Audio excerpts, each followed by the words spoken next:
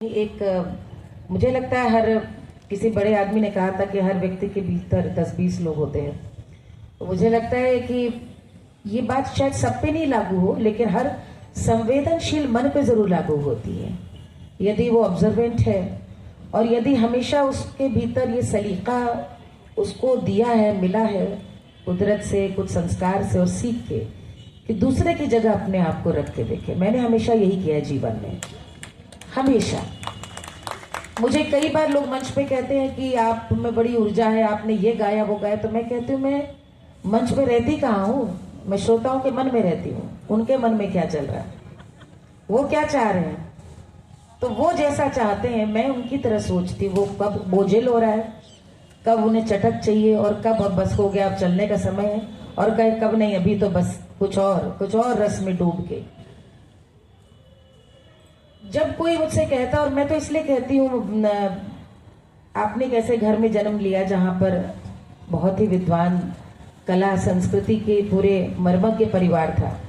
हमारे नौकरी पेशा ब्राह्मण ऐसा परिवार जहां पर लड़कियों की तकदीर पढ़ाई के साथ ये थी कि अच्छा फर्स्ट डिवीजन आना इसलिए जरूरी कि लड़का अच्छा मिल जाएगा।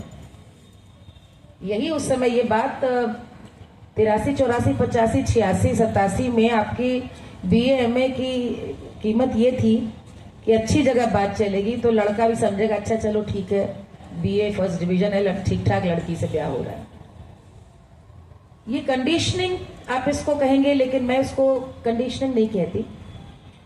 हर जमाना हर युग में परिवर्तित होता है। उस समय भी मेरे माता पिता के मन में ये था कि बच्चे में कुछ हुनर होना चाहिए, जो प्रतिभा है वो अपने उत्कर्ष पे पाए। मेरी माँ जब मुझे मंचों पर लेके मुंबई तक आई, विवाह के पहले दिल्ली आई, गोरखपुर जैसी छोटी जगह, लखनऊ में हम थे, तो मेरी दूर की एक मौसी थी, उन्होंने कहा अरे निम्मा स्टेज कराइयो का इनका। मैंने किताब में लिखा है स्टेज करावे का मन है। स्टेज माने सब, उससे निकृष्ट कुछ होता ही नहीं था।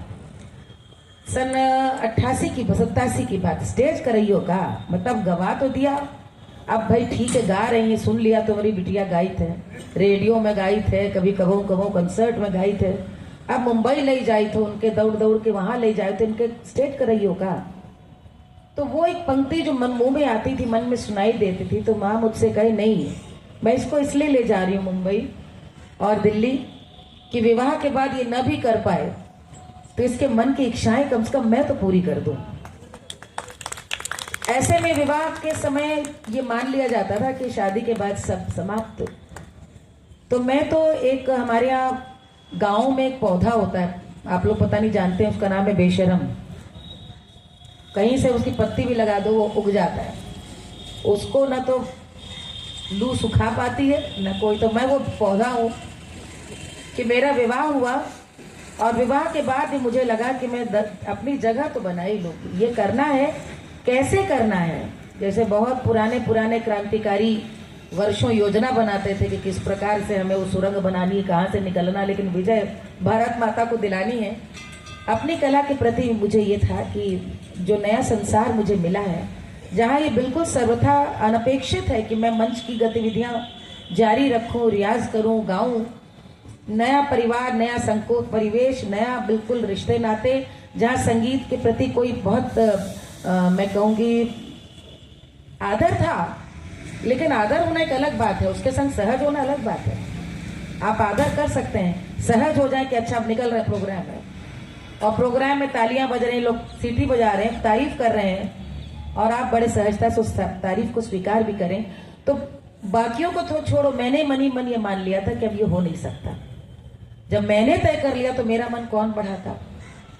और वो मैंने इस तरह से 10 साल गुजारे, कुछ करती रही, रियलिटी शो में गई। दरअसल इनसे मेरा पहला परिचय गजेंद्र सिंह जी, जिनकी वजह से मैंने सारेगामा और अंताक्षरी शो के बहाने, उनका बहुत बड़ा हाथ है मेरे इस कह सकते पुनर्नया जीवन में।